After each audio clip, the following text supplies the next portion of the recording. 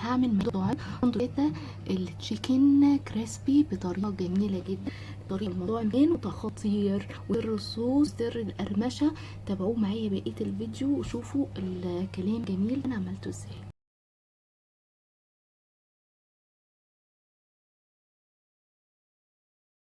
عشان نعمل التتبيله بتاعه الفراخ، اول حاجه هنحتاجها رشه من الفلفل الاسمر، حوالي كده ربع معلقه صغيره فلفل اسمر. كمان هنحتاج معانا بابريكا مدخنه، معلقه كده من البابريكا المدخنه، معلقه صغيره، او بابريكا عاديه براحتكم، بس انا بحب البابريكا المدخنه في التتبيلات بتبقى حلوه جدا. معانا كمان رشه من الحبهان، وكمان معانا رشه من يعني حوالي كده معلقه صغيره من بهارات الفراخ اهي، معلقه صغيره توم باودر، يعني معلقه صغيره مليانه على الاخر من التوم البودر والبصل البودر، يعني مليانه على الاخر اهي. رشه من المرقه البودر اختياري، ومعانا الملح بتاعنا. هنقلب بقى التوابل الجافه كده مع بعض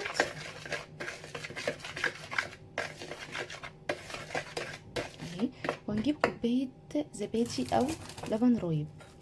يعني انا معايا كوبايه زبادي كبيره، اللي هي الكوبايه المعياريه، مش الزبادي اللي بنشتريها من بره، دي زبادي اهي، او لبن رايب زي ما قلت لكم، كوبايه زبادي او كوبايه من اللبن الرايب.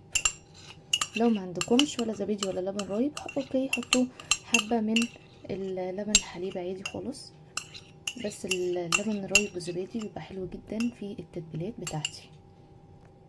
واخر حاجه معلقه كبيره من المستردة. بس كده هنقلب بقى كل الخليط ده مع بعضه. وكمان معانا ليمونه كبيره او ليمونتين صغيرين، عصير ليمون. هنقلب بقى الخليط مع بعضه كده بالشكل ده. ممكن بدل الليمون تحطوا خل، رشه من الخل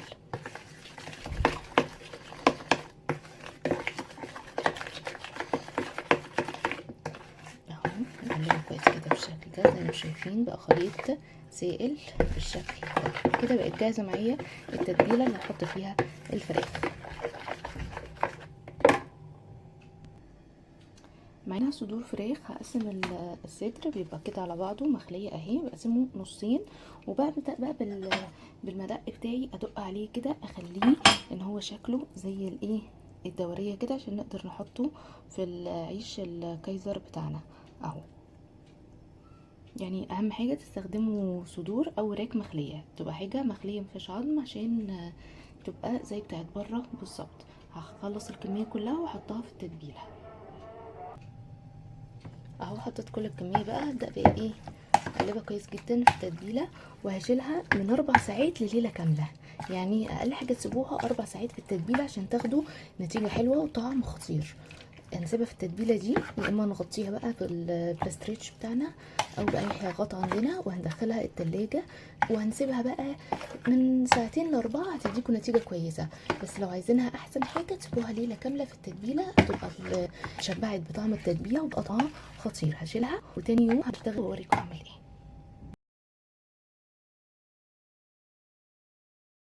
الخطوات اللي هحط جوه الساندوتش بتاعي معانا هنا. اول حاجه هنحط حوالي 4 معالق كبيره من المايونيز اهو، وعليهم 3 معالق كبيره من الكاتشب،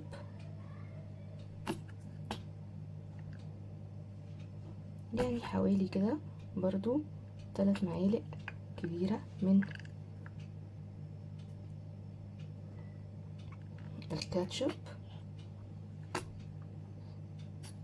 بصراحه ما بعملش سندوتشات غير لما سواء كانت تشيكن، برجر، لحوم. اعمل الصوص ده بيخلي طعمها جميل جدا.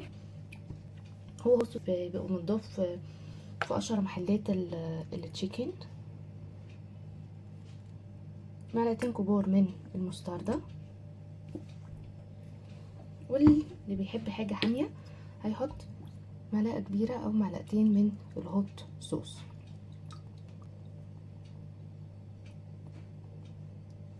بس كده. كمان هنحتاج رشه من الثوم البودر ورشه من البصل البودر. حاجه اختياريه، لو عندكم مخلل الخيار ممكن نحط عليه معلقتين من الميه بتاعت مخلل الخيار، بتخلي حلو. ونقطع قطع من الخيار صغيره ونحطها معانا في الصوص ده، وتبقى حلوه برضو. بس انا مش عندي خيار مخلل فهكتفي باللي انا قلته لكم ده. وهنحط نقطتين كده من خل، يعني حوالي معلقه صغيره من الخل الابيض. وهنقلب بقى اذا ما عندناش المخلل بتاع الخيار، الميه يعني بتاعت المخلل الخيار اهي. وهنقلب بس كده. كده الصوص اللي هنحطه في السندوتشات بتاعي بقى جاهز. هنبدا بقى نركنه على جنب ونجهز بقيه المكونات بتاعتنا.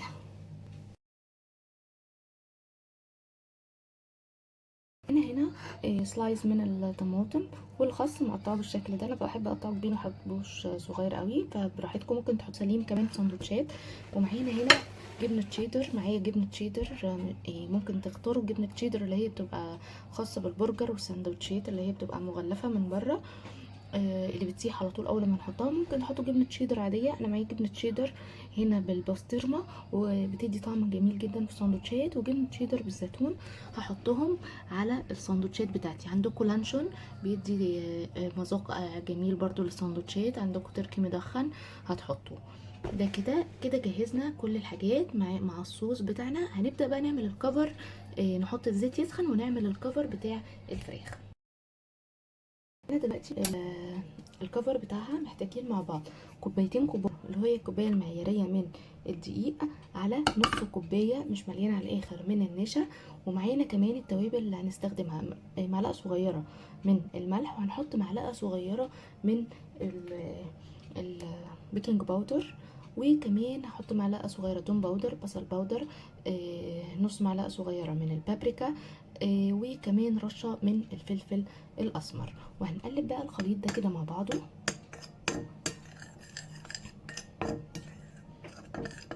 اهو. هنحتاج كمان ان احنا هنجهز 2 بيضه ونص كوبايه من حوالي كده نص كوبايه من الميه، عشان هنقسم الخليط ده معايا دلوقتي نصين. هجيب بوله تانية وهقسم فيها الخليط نصين. هجيب بوله تانية هقسم الخليط معايا لنصين بالتقارب كده، يعني بالنظر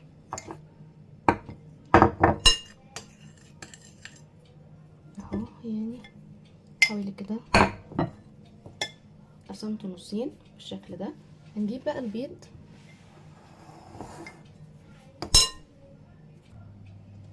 هناخد النص ده هنحط عليه 2 بيض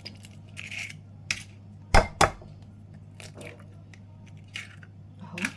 ومعانا كمان يعني احاول بس كده بايدي كده اضرب البيض، او كنت نضربه الاول قبل ما ننزله على الدقيق اهو. ومعانا كمان نص كوبايه من الميه. وهنبدا بقى نقلب الخليط ده كويس اهو بايدينا او بالمضرب. هو بيبقى خليط سايل معايا، يعني انا لو محتاج كمان ميه هزوده كمان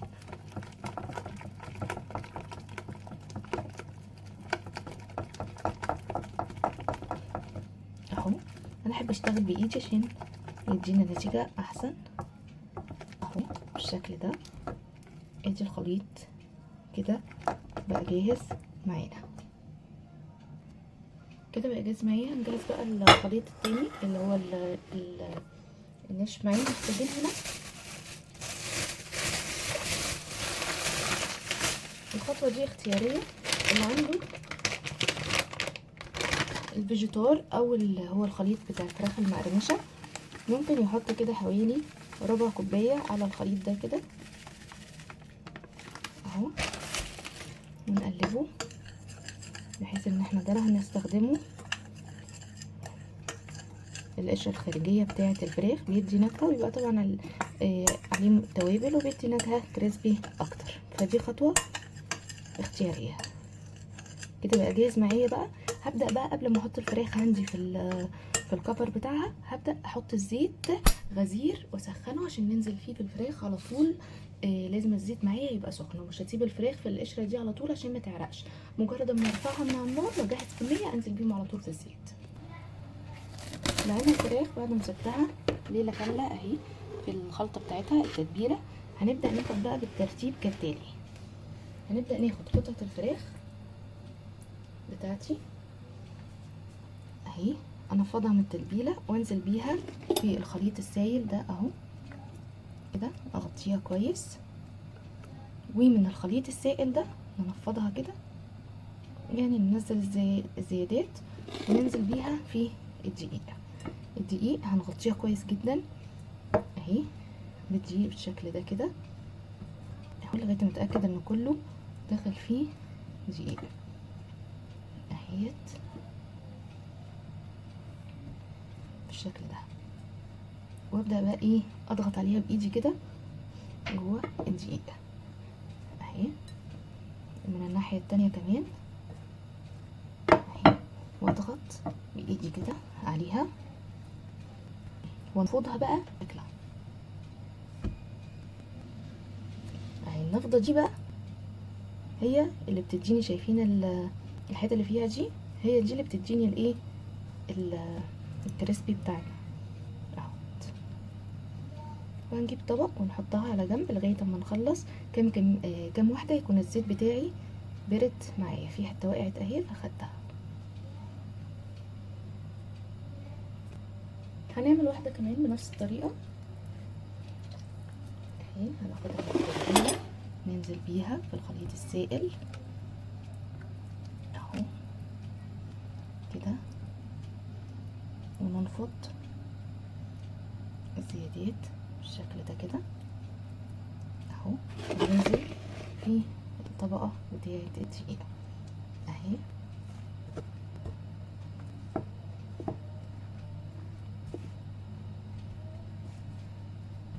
ونضغط زي ما قلت لكم من الجنبين كده عشان يثبت فيها الدقيق، وبعدين ننفضها بالشكل ده لزق معانا. هكمل بقيه الكميه وارجع لكم تاني.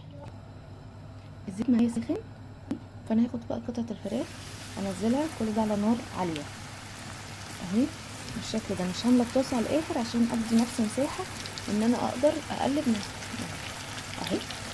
هما بقى ايه مجرد ما تبدا تنشف كده هنهدي النار عليها عشان تستوي معايا كويس وما تتحرقش معايا.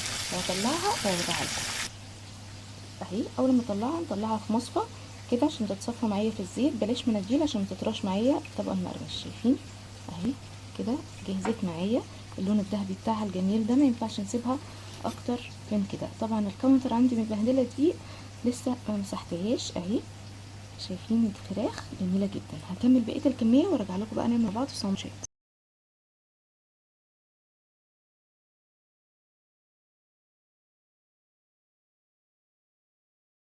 هنعمل فيه سندوتشات اهو. انا قطعته نصين بالشكل ده. طاسه بقى او جريلا عليها زيت، ممكن تفصلوه خالص بس انا مش عايزه افصله.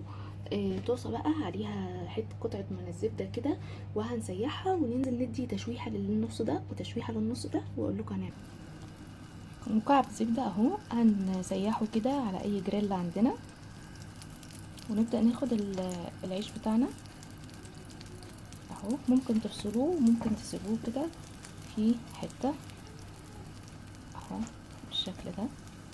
هديله بس مجرد صدمه من الناحيه دي من الناحيه دي، ان هو بس يتشوح عشان يبقى ماسك نفسه معايا. وهبدا اعمل معاكم سندوتشات واوريها لكم اهو بالشكل ده. هناخد بقى الصوص اللي احنا كنا مجهزينه اهو، وانزل الوش والظهر يعني اللي تحت واللي فوق، وندهنه بالصوص كده. الناحية التانية كمان، ودولت كمان اعملهم بنفس الطريقة.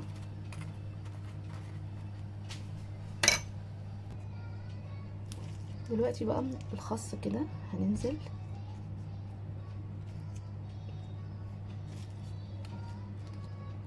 اهو.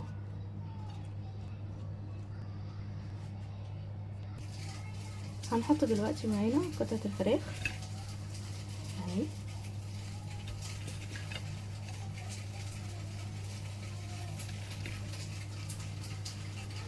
يعني بايديكم بقى تزودوا فراخ، تنقصوا فراخ، تحطوا طبقتين فراخ كمان، ده براحتكم خالص. ادي الفراخ معانا. هننزل بقى بالجبنه، جبنه التشيدر عشان هي مش بتاعه سندوتشات، فعشان اسيحها بنزل بديها قطع الجريلا وهبدا احطها على السندوتشات بتاعتي اهي. قطعه من دي معاها قطعه من الجبنه اللي بالبسطرمه، وكمان شرايح طماطم، شريحتين كده طماطم. نقفل الساندوتش بتاعنا بالشكل ده. شايفين الجمال؟ طبعا شكله بيتكلم عن طعمه خطير. نجيب الجبنه بتاعتنا اهيت، معاها شرايح الجبنه التانية، وعليهم طماطم. ممكن بقى تزودوا قطعة فراخ كمان، او ترك مدخن عندكم، لانشون، اي حاجة تحبوها اهي. وكده بقى واحد جاهز معانا. الساندوتش طعمه خطير زي ما انتم شايفين. قدمته مع البطاطس المقليه، تقدروا بقى تحطوا معاه كاتشب، الصوص اللي احنا عاملينه، صوص الجبنه التشيدر عملته معاكم قبل كده، وهيبقى اكل المطعم عملناه في البيت نضيف وطعمه خطير. جربوه بالطريقه دي، متاكده ان هو هيعجبكم. ما تنسوش لو مش مشتركين في قناتي تشتركوا في القناه وتفعلوا الجرس، وما تنسوش اللايك والشير. اشوفكم على خير، باي باي.